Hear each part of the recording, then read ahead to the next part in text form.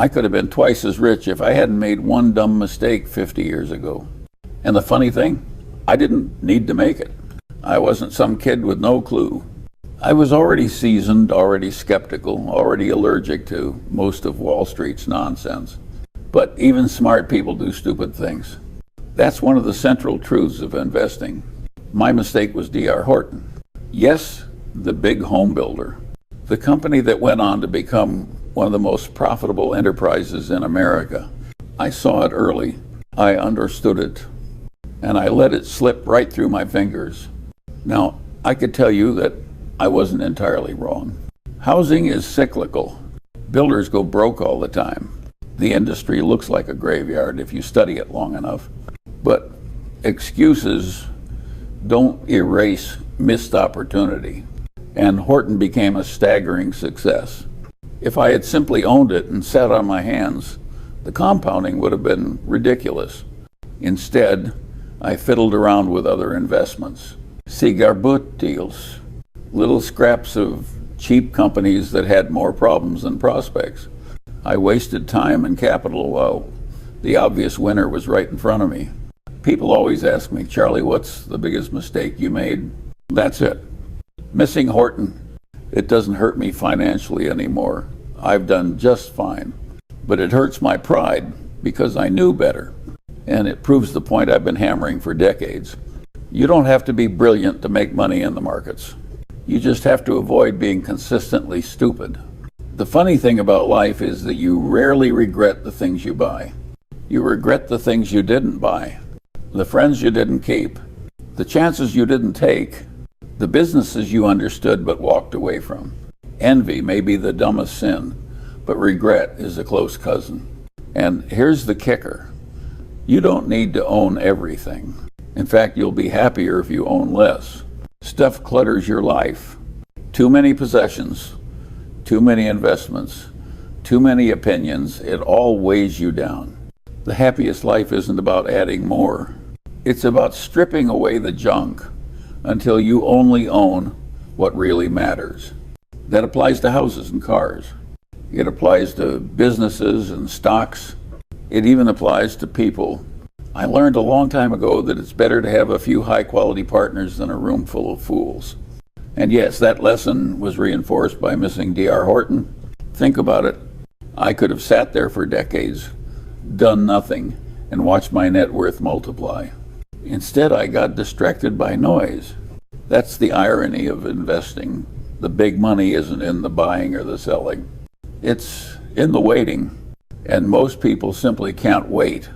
They itch to trade, to tinker, to adjust. They're like a man who plants a tree and digs it up every week to check the roots. No wonder their trees never grow. The D.R. Horton lesson isn't really about real estate.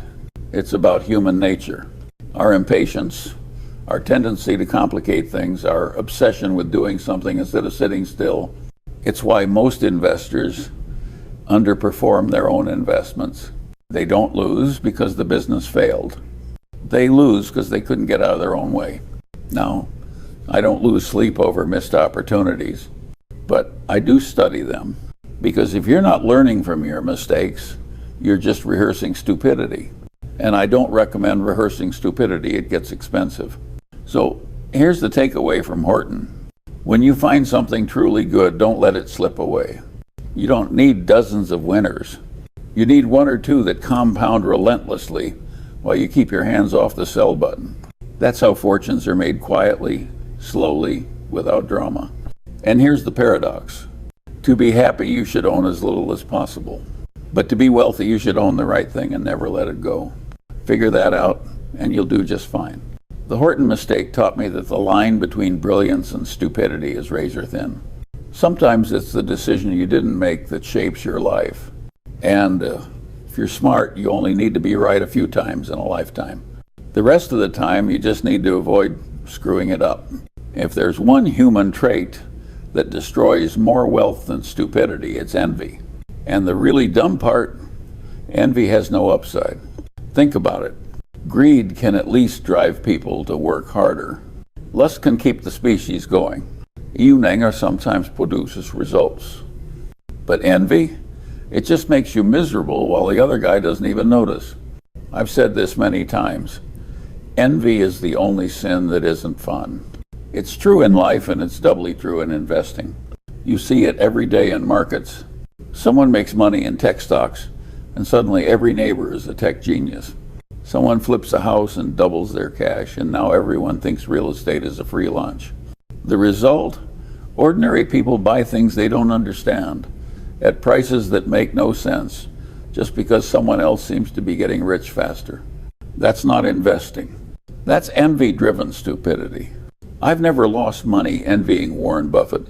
I've made money partnering with him.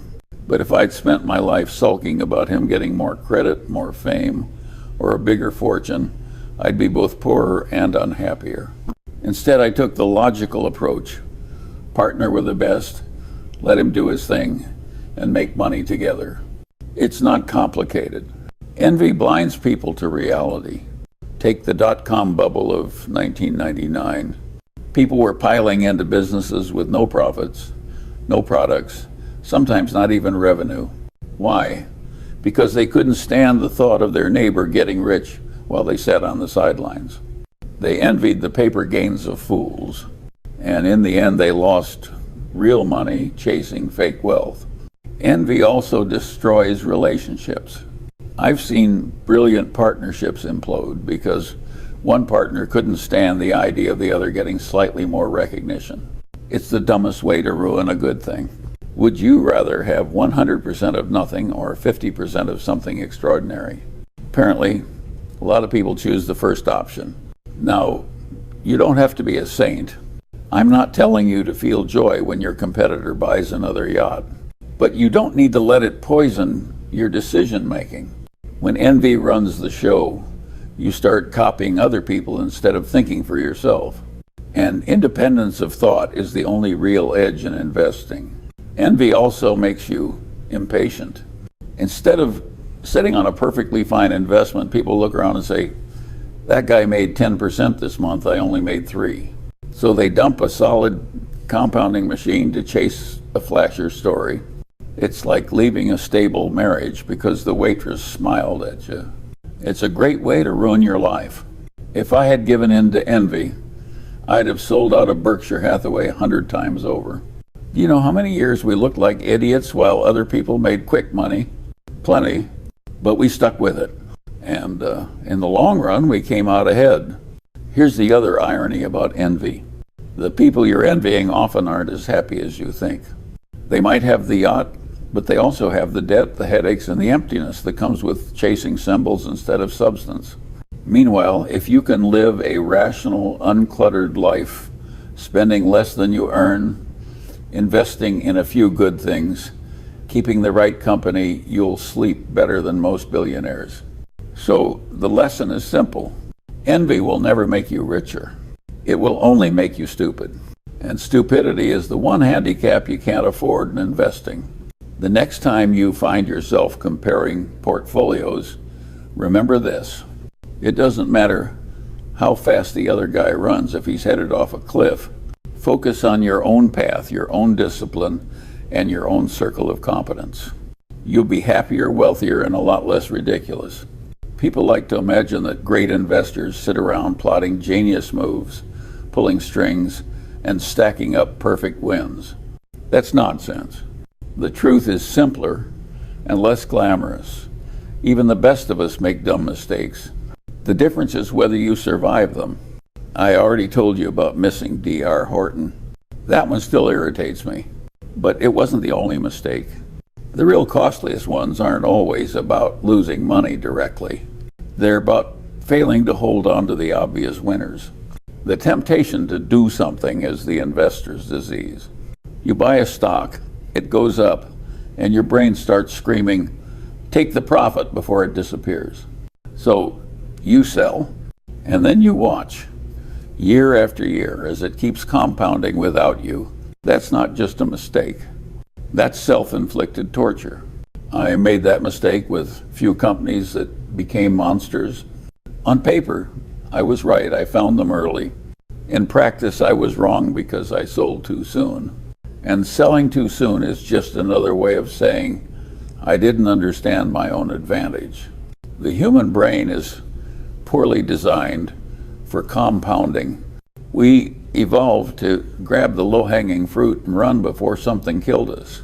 That works fine in the jungle. It's lethal in the stock market. Buffett and I figured out slowly that the real trick is not grabbing scraps. It's owning great businesses for as long as possible. Sounds easy, but most people can't do it. Why? Because they're impatient, greedy, or scared. Sometimes all three. I once called it the sit on your ass investing philosophy. Nobody likes that phrase, but it's accurate. You make your money by sitting, not trading. And sitting is the hardest thing in the world for most people. Here's an example. In the early days, I owned a little company that had fantastic economics. It wasn't flashy, but the numbers were undeniable. And yet, I sold it when it doubled. Why? Because doubling felt like a victory. Only later did I watch it go up tenfold, then 100-fold. I didn't just lose money, I lost the easiest money of my life. And that's the real punch in the gut. When you lose on a bad company, you chalk it up to bad luck. When you miss out on a great company you already owned, it's all on you. It's like walking away from a royal flush because you wanted to pocket the small pot. No, I'm not whining about it. I've made enough. But these mistakes are important because they prove a point. You don't need 1,000 brilliant ideas to get rich. You need a few good ones and the discipline to leave them alone. People love to complicate investing with formulas and theories, but the main rule is brutally simple. Don't interrupt compounding unnecessarily. Most investors can't handle that truth. They think they're smart enough to time the exits. They're not. Nobody is. The graveyards of Wall Street are full of people who were right once and couldn't resist being clever twice. I've often said, the big money is not in the buying or the selling, but in the waiting. That's not just a quote, it's a scar. It comes from my own painful experience of being right and still ending up poorer than I could have been. So here's the lesson, blunt and simple. Find a business with durable economics. Pay a fair price. And then, for God's sake, hold it. Ignore the noise, ignore the neighbors, ignore your own itchy brain. Because the second you interrupt compounding, you've committed the costliest mistake in investing. The world is full of people who are absolutely sure about things they know nothing about. And the stock market is their favorite playground. Most people don't realize how hard it is to know anything with real certainty. They think reading a headline or skimming an annual report makes them experts. It doesn't. Usually it makes them dangerous. I've spent 90 years watching people make confident predictions about things they couldn't possibly predict: interest rates, recessions, the next big stock, even the next war. And they make these predictions with such authority that you'd think they had a crystal ball in their desk drawer. Spoiler, they don't. I once called it the illusion of knowledge. The human brain hates uncertainty. So instead of admitting ignorance, it fills in the blanks with overconfidence. That's why the world is littered with forecasts that turned out to be completely wrong, delivered by people who never shut up. In investing, this tendency is lethal. Why? Because markets don't reward confidence. They reward accuracy. And accuracy is rare. Take housing in 2006. Every cab driver, bartender, and mortgage broker in America was suddenly a real estate prophet. Everyone knew home prices could only go up. And then, of course, they went down in flames. The confident voices disappeared, leaving wreckage behind. The irony is that the smartest people I know are the ones who constantly admit what they don't know. Buffett and I have been very open about it for decades. We skip 90% of opportunities simply because we don't understand them. And guess what? That ignorance made us rich. Meanwhile, the crowd chases every shiny object because they're too proud to say the 3 most powerful words in investing: I don't know. I once said, it's not supposed to be easy.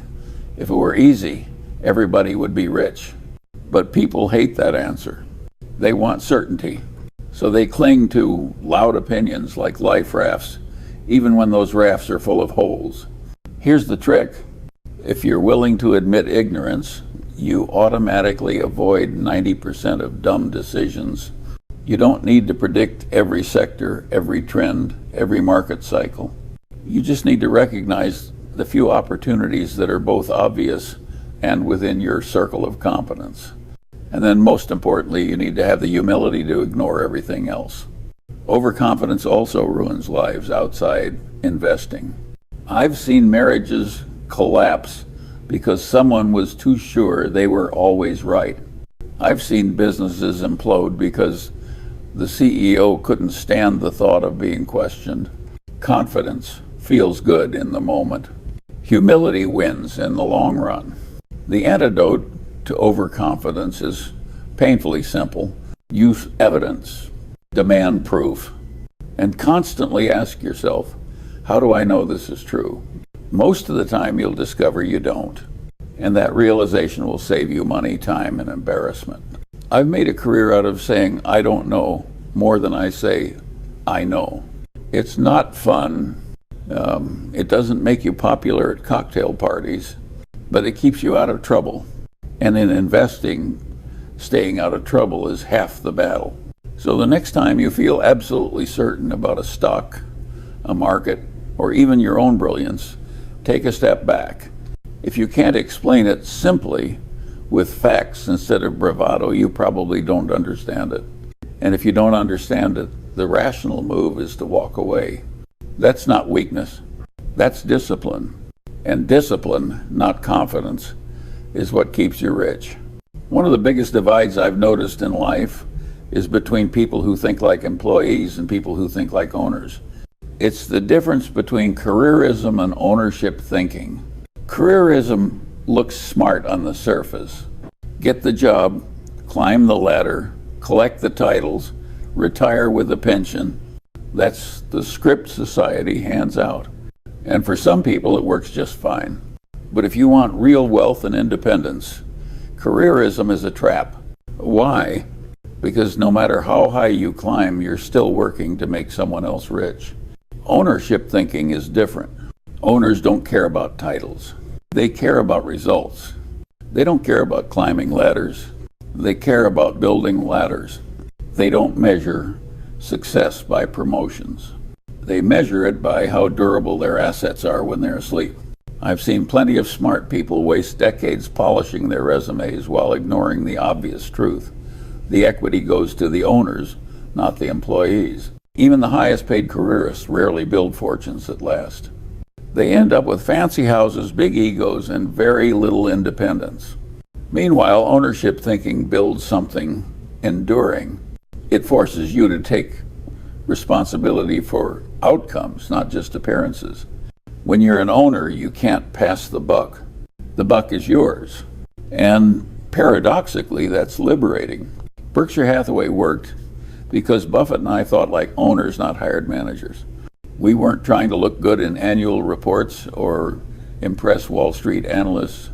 We were trying to make rational decisions with our own money. And when you think that way, you behave differently. Careerists are obsessed with avoiding mistakes that get them fired. Owners are obsessed with avoiding mistakes that destroy wealth. There's a big difference. One is about saving face. The other is about survival. I'll give you an example. A typical CEO might take on risky debt because it boosts short-term earnings and makes them look like a genius for 2 years. Their bonus goes up, their reputation sparkles. But when the debt blows up in year 3, the shareholders pay the price while the CEO is already on the golf course. That's careerism at work. An owner would never play that game. Owners think in decades, not quarters. They don't gamble with survival. They'd rather look boring and live to fight another day than look brilliant for 5 minutes and die broke. It's the same in personal finance. The careerist says, I need a bigger paycheck so I can buy more stuff. The owner says, I need assets that produce income even when I'm asleep. One is chasing appearances. The other is building freedom. And let's be blunt, careerism is seductive because it feels safe. The paycheck arrives every 2 weeks, and you get to believe someone else is responsible for your security. Ownership feels scary because you're exposed. If the business fails, it's on you. But that fear forces better behavior. You cut waste, you avoid stupidity. You protect capital like your life depends on it, because it does. People often ask me why Buffett and I avoided leverage, avoided chasing fads, avoided the kind of reckless risk-taking that destroyed so many others. The answer is simple. We thought like owners, not gamblers. We didn't need to impress anyone. We needed to survive. And that's a good rule for life. Don't just ask, how do I look? Ask, what do I own and is it durable? If the answer is nothing, you're not free. Careerism can get you applause. Ownership can get you independence. Choose wisely. I was born in 1924. That meant my childhood ran straight through the Great Depression. And if you want to understand why I think the way I do, that's where you have to start. The Depression left scars that never faded. I saw men with college degrees standing in bread lines. I saw families lose their farms, their savings, their dignity. I saw my own family live through hard times when every dollar mattered. When you grow up like that, you never forget the difference between needs and wants. To this day, I hate waste. I hate debt. I hate people living beyond their means. Why? Because I know how quickly things can fall apart. In 1929, people thought they were rich. By 1932, they were ruined. And it didn't just happen to speculators, it happened to ordinary people who believed the system was unshakable. They learned the hard way that nothing is guaranteed. That lesson shaped me. I never trusted easy money. I never trusted leverage. And I never believed that this time is different. Because I saw up close how fast the world can go from boom to bust. When Buffett and I built Berkshire, we carried those Depression lessons with us. We refused to risk permanent loss of capital. We refused to borrow recklessly. We refused to bet the company on one flashy idea. Because when you've seen neighbors lose everything, survival looks better than speed. The Depression also taught me discipline. You couldn't afford indulgence when every penny counted. That mindset sticks. Even when I became wealthy, I kept living below my means. Not because I needed to, but because wastefulness still felt stupid. And here's the irony. The very habits that looked like deprivation in the 1930s, saving, avoiding debt, being cautious, turned into the habits that built wealth later on. The things that kept you alive in bad times made you rich in good times.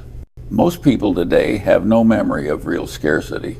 They think a bad economy means fewer vacations and cheaper cars. They've never watched a family sell the dining table just to pay the mortgage. And because they've never lived it, they don't prepare for it. But cycle repeat. The details change. The human behavior doesn't.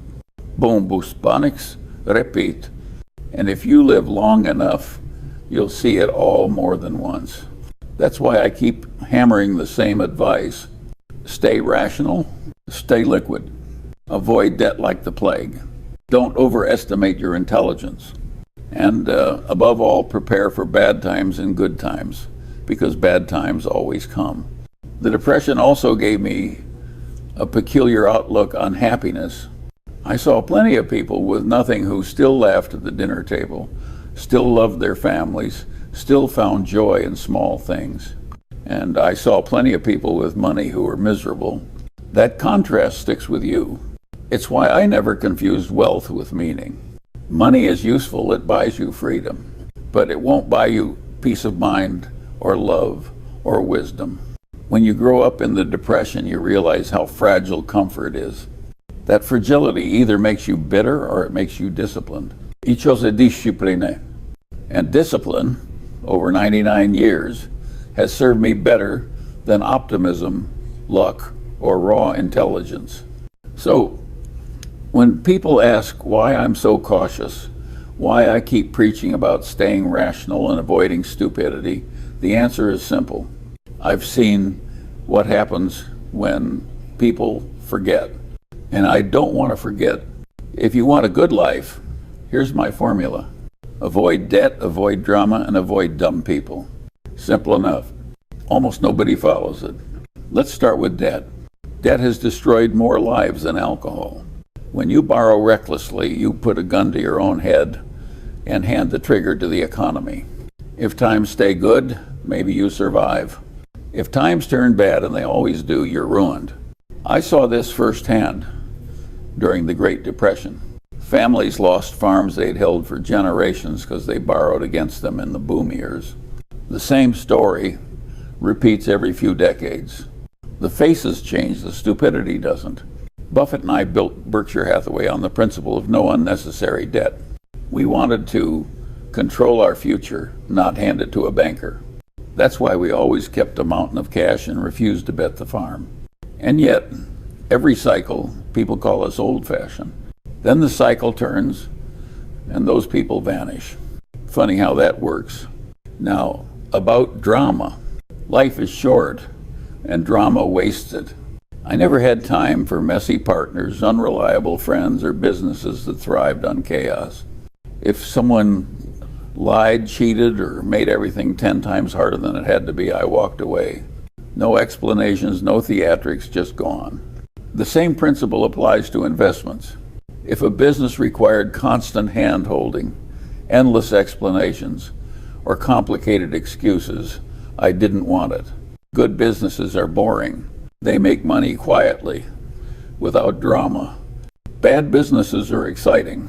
They give you plenty of stories, most of them with unhappy endings. As for dumb people, I avoided them like poison. That sounds cruel, but it's survival. If you spend your life surrounded by fools, eventually you'll join them. And in markets, stupidity is contagious. You catch it by listening too much to the crowd, by believing people who sound confident but don't know anything, by letting other people's bad habits become your own. I've always preferred the company of a few rational people over a crowd of noisy ones. That's why my partnership with Buffett worked. Neither of us needed drama. Neither of us wanted debt. And neither of us tolerated dumb behavior in our circle. That combination, boring as it sounds, is a superpower. People waste decades trying to fix toxic relationships, patch up foolish business partners, or outsmart lenders. I never understood it. Why wrestle with pigs? You both get dirty, and the pig likes it. You want a better life? Cut faster. Walk away sooner. Avoid people and institutions that drag you into stupidity, because stupidity is a disease, and the cure is distance. I know this advice doesn't sound glamorous. It won't sell self-help books, but it works. You don't need brilliance to get ahead. You just need to avoid the big traps, debt, drama, and dumb people. Do that consistently, and you'll look brilliant by default. The irony is that most of success is subtraction, not addition. It's not what you do, it's what you refuse to do. And if you refuse debt, drama, and dumb people, you've already won half the battle. People romanticize my partnership with Warren Buffett. They think it was a fairy tale, two geniuses who never disagreed, making billions in perfect harmony. That's not reality. The reality was simpler and a lot more useful. First, let's be blunt. Warren and I are very different people. He's endlessly optimistic, loves the game, and can talk for hours with anyone. I'm blunt, pessimistic by nature, and I don't waste time on small talk. You wouldn't match us at a cocktail party. But in business, those differences were an asset. Warren loved to talk. I loved to cut through nonsense. He'd spin the story. I'd deliver the verdict. It worked. We also had one thing in common that mattered more than personality. We both worship rationality. That's the real glue. We wanted to see the world as it was, not as we wished it to be. And when you put two people together who both respect reality, even when it's unpleasant, you get decisions that compound. Now, here's what worked. We trusted each other completely. No backstabbing, no iding agendas. We had patience. We didn't need action every day. We had complementary strengths. Warren was the salesman, I was the editor. We had discipline. When things looked frothy, we sat still. Here's what didn't work, or at least what could have gone wrong if we weren't careful. We sometimes had different instincts. Warren was often willing to be more generous, more trusting of human nature. I was more cynical, more willing to assume people were idiots or crooks. That contrast kept us balanced, but it could have been friction if we lacked respect. We also had blind spots. For years, we ignored technology stocks because they didn't fit our circle of competence. That saved us from disasters, but it also meant we missed some giants. Was that a mistake? Maybe. But in investing, you'll always miss something.